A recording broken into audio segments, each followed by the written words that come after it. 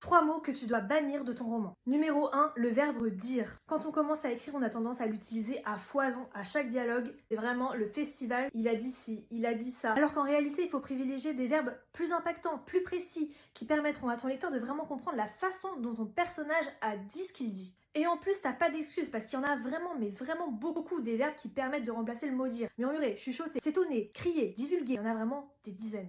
Numéro 2, le mot chose. Encore une fois, on veut de la précision. Si tu utilises le mot chose, on aura l'impression que tu es vague, que tu ne maîtrises pas ton texte. Au lieu de dire j'ai entendu quelque chose, dis plutôt j'ai entendu un bruissement, j'ai entendu un chuchotement, j'ai entendu un frémissement, ce que tu veux, mais remplace le mot chose. Numéro 3, regarder. Un petit peu le mot passe-partout que tu utilises un peu à tort et à travers. Encore une fois, il n'est pas assez précis. Tu peux donner un peu plus de consistance à ton texte en choisissant un autre verbe. Tu peux par exemple dire fixer, observer, jeter un coup d'œil, discerner.